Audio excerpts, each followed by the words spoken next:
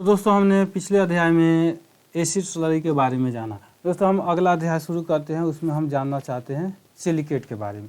दोस्तों सिलिकेट के बारे में आपको बता दूं कि सिलिकेट में हल्की थोड़ी बहुत सफाई करने की क्षमता होती है, थोड़ी बहुत झाग बनाने की क्षमता होती है, थोड़ी बहुत झाग बनाने की क्षमता होती है, लेकिन सफाई करने की क्षमता भी थोड़ी ही बहुत होती है, ज़्यादा सफाई क्षमता नहीं होती है। दोस्तों सिलिकेट को सबसे पहले मैं सबसे पहले बता दूं कि सिलिकेट को कैसे बनाई जाती है। तो दोस्तों सबसे पहले सिलिका हम लेते हैं, सिलिका और सोडा ऐश लेते हैं, जैसे Na2CO3, यानी कि हम इसको व्यवहारिक रूप में सोडा ऐश कहते हैं, और प्लस में हम सिलिका लेते हैं। इन दोनों को लेकर हमें किसी बॉयलर में, बहुत बड़ी बॉयलर होती है, उस बॉयलर में लेके बहुत ही ऊंच टेम्परेचर पर इसे वाष्प द्वारा गर्म किया जाता है और सिलिकेट को बनाया जाता है। दोस्तों मैं आपको बता दूं कि जो भी सिलिकेट तैयार होता है हमारा, वो पेस्ट के रूप में ही तैयार होता है, यानी कि पाउडर के रूप में कोई भी सिलिकेट तैयार नहीं होता है। लेकिन अगर आप जो खरीदते होंगे सिलिकेट, आप देखते होंगे कि वह पाउडर के रूप में आता है। तो दोस्तों मैं आपको बता दूं कि विशेष मशीनों द्वारा इसे पाउडर के रूप में बदला जाता है। कलर चेंज कर लेता हूं।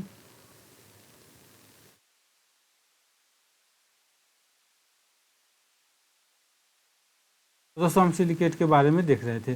तो दोस्तों मैं आपको बता दूं कि सबसे पहले एक आता है पाउडर के रूप में सिलिकेट, और एक आता है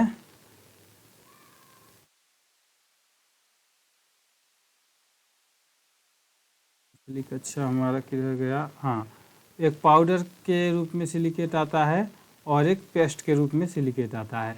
तो दोस्तों पेस्ट के रूप में जो भी सिलिकेट आता है उसे आप साबुनों में मिलाते हैं या फिर डिटर्जेंट टिकिया यानी कि डिटर्जेंट केक में मिलाते हैं। वही अगर बात करें पाउडर सिलिकेट की, तो आप पाउडर सिलिकेट का प्रयोग सूखी विधि से बनाने वाले डिटर्जेंट पाउडर में करते हैं, या फिर अगर आप साबुन में पाउडर सिलिकेट का उपयोग करते हैं तो आपको इसे घोलकर पेस्ट बनाना होता है, या फिर घोलकर इसका लाई बनाना होता है। उसके बाद से आप साबुन में या फिर डिटर्जेंट केक में यूज कर पाते हैं। दोस्तों अगर बात करें कि इसकी प्रकार की, सबसे पहले मैं आपको बता दूं कि सोडियम, इसका 3 प्रकार होता है सिलिकेट का। सबसे पहले होता है सोडियम मेटा सिलिकेट, यानी कि इसे हम SMS कहते हैं। आप मेरे कई फार्मूला में जो डिटर्जेंट पाउडर का मैं फार्मूला बताता हूँ उसमें डायरेक्ट मैं SMS बता देता हूँ, तो आप SMS का मतलब समझ जाएंगे, सोडियम मेटा सिलिकेट।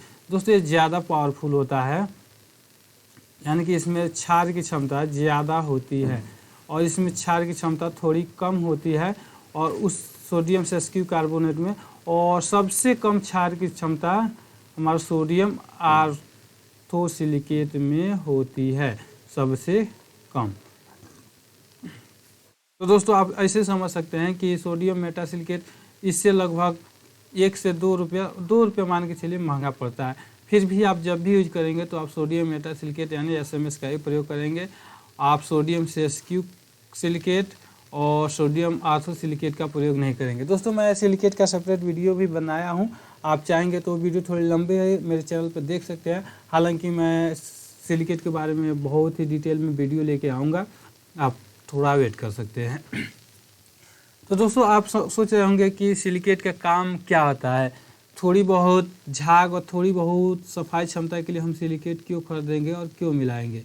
तो दोस्तों आपकी सोच भी अच्छी है, आखिर हम इसे क्यों मिलाएंगे। तो दोस्तों इसका मुख्य कार्य तो अभी हम आपको बताया नहीं है। चलिए दोस्तों हम जानते हैं इसका मुख्य कार्य क्या होता है। दोस्तों इसका देख सकते हैं मुख्य कार्य होता है एसिड स्लरी को न्यूट्रलाइज करना। जी हाँ दोस्तों, कास्टिक सोडा से भी न्यूट्रलाइज की जाती है और सिलिकेट से भी न्यूट्रलाइज की जाती है। मैं आगे कास्टिक सोडा के बारे में बताऊंगा अगली क्लास में, तो आप वो भी देख सकते हैं कि कैसे न्यूट्रलाइज किया जाता है। हालांकि मैं सिलिकेट के बारे में बता रहा हूँ, तो हम सिलिकेट के बारे में जान लेते हैं। तो सबसे पहले हमको करना क्या होता है कि कोई सा एक पात्र ले लेना होता है, उसमें हल्का गुनगुना पानी ले लेंगे। दोस्तों ध्यान रखने की बात है कि पानी गर्म नहीं होनी चाहिए।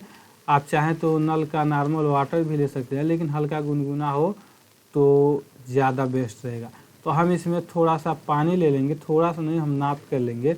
जैसे 1 किलोग्राम सिलिकेट, अगर 1 किलोग्राम एसिड स्लरी को न्यूट्रलाइज करनी है तो लगभग आपको 1 किलोग्राम सिलिकेट भी लेनी पड़ेगी। ये इसका डिसएडवांटेज है। मैं इसका और भी डिसएडवांटेज अभी आपको बताऊंगा, हालांकि मैं बता रहा हूँ कि इसे कैसे न्यूट्रलाइज की जाती है। तो सबसे पहले हम 1 किलोग्राम नहीं 1.25 किलोग्राम यानी कि 1 किलो 250 ml से लेकर हम 1 किलो 500 ग्राम पानी लेंगे। दोस्तों हम तौल कर ले सकते हैं, आप लीटर से भी ले सकते हैं, हालांकि उतनी ज़्यादा डिफरेंस पानी में नहीं होती है। तो आप 1 लीटर के आसपास पानी ले लेंगे और फिर उसमें हम 1 किलोग्राम सिलिकेट पाउडर को डालेंगे और इसको घोलेंगे। इसे अच्छी तरह से घुला लेना है। दोस्तों जैसे ये घुल जाएगा तो आप इसमें ऊपर से एसिड स्लरी डालेंगे। एसिड स्लरी आपको डालना है और एसिड स्लरी इसमें डाल के अच्छी तरह से मिलाना है, किसी डंडे के माध्यम से मिलाना। दोस्तों ध्यान रखिए, जो भी आप पात्र लें वो प्लास्टिक का हो या फिर स्टेनलेस स्टील का हो या फिर ग्लास का हो। आप एल्युमिनियम का बर्तन ना लें तो ही सबसे बेस्ट रहेगा। कास्टिक सोडा इसमें तो कुछ काम चल भी जाएगा, लेकिन रिस्क लेने की क्या ज़रूरत है। और लेकिन कास्टिक सोडा में आप एल्युमिनियम का बर्तन भूल कर भी ना लें, उसमें तुरंत छिद्र हो जाएगा, गल जाएगा बर्तन। तो दोस्तों इसमें हम एसिड स्लरी को अच्छी तरह से मिक्स करेंगे। कुछ देर बाद इसका जो एसिड स्लरी का रंग काला है वह दूधिया कलर में, सफ़ेद कलर में बदल जाएगा। हालांकि पूरी सफ़ेद नहीं होती, दूधिया कलर में आ जाती है, फिर भी सफ़ेद कलर में आ जाती है। दोस्तों यही एसिड स्लरी के न्यूट्रलाइज होने की भी पहचान होती है। दोस्तों अब आप सोच रहे होंगे कि एसिड स्लरी को हम न्यूट्रलाइज करते क्यों है। तो मैं दोस्तों आपको बता दूं, एसिड स्लरी के बारे में जो लेसन पढ़ाया शायद वहाँ पे मैं भूल गया। एसिड स्लरी से अगर आप ऐसे कपड़ा साफ़ करते हैं ना तो उसका दाग लग जाता है। दोस्तों उसमें सफाई क्षमता ऐसे नहीं आती है। दोस्तों अगर आप किसी कपड़े पर एसिड स्लरी लगा देते हैं तो उसका दाग लग जाएगा, जो आसानी से दूर नहीं होगा। तो दोस्तों इसके लिए हमें इसे न्यूट्रलाइज करना होता है। तो न्यूट्रलाइज करने से 2 फायदा होता है। जो एसिड स्वतंत्र रूप में होते हैं इसमें, हालांकि पहले इसमें सल्फ्यूरिक एसिड आपका वो बेंजीन से न्यूट्रलाइज हो जाता है, फिर भी उसे अगर त्वचा पर डालते हैं तो जल जाता है, त्वचा जलन इरिटेट होने लगती है। तो न्यूट्रलाइज करने से इरिटेशन भी समाप्त हो जाती है। इसमें जो खतरनाक अणुएं होते हैं वो भी निष्क्रिय हो जाते हैं और दूसरे इसमें सफाई क्षमता आ जाती है। दोस्तों बिना न्यूट्रलाइज किए सफाई क्षमता नहीं आती है।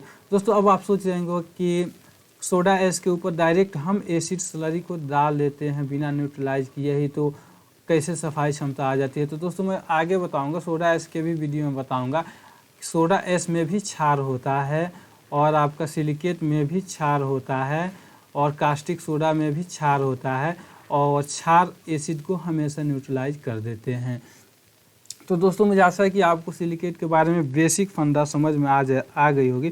दोस्तों सिलिकेट का मुख्य कार्य, डिटर्जेंट जब केक बनाते हैं ना, डिटर्जेंट केक, उसमें हम इसका यूज ज़्यादातर करते हैं। हालांकि साबुनों में इसका प्रयोग, नहाने वाले साबुनों में इसका प्रयोग लगभग बंद हो चुका है। सस्ता होने के लिए पहले हम सिलिकेट का प्रयोग नहाने वाले साबुनों में भी करते थे, लेकिन इस समय डिटर्जेंट पाउडर के क्षेत्र में स्थिति उल्टा है। डिटर्जेंट पाउडर के क्षेत्र में सिलिकेट का प्रयोग खुल के हो रहा है। हालांकि इसकी कुछ डिसएडवांटेज भी है कि कब सिलिकेट मिलाने से डिटर्जेंट पाउडर की क्वालिटी ख़राब हो जाती है, टाइट हो जाती है, जमने लगती है।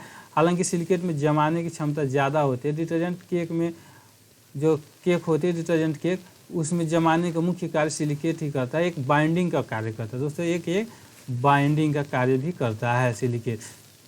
तो दोस्तों मैं फार्मूला जब बताऊंगा उसमें बताऊंगा किस फार्मूले में आपको सिलिकेट को डालना है, किस फार्मूले में आपको सिलिकेट को नहीं डालना है। तो दोस्तों मुझे आशा है कि आपको सिलिकेट के बारे में समझ में आ गई होगी। हम अगले स्लाइड में कास्टिक सोडा के बारे में जानेंगे।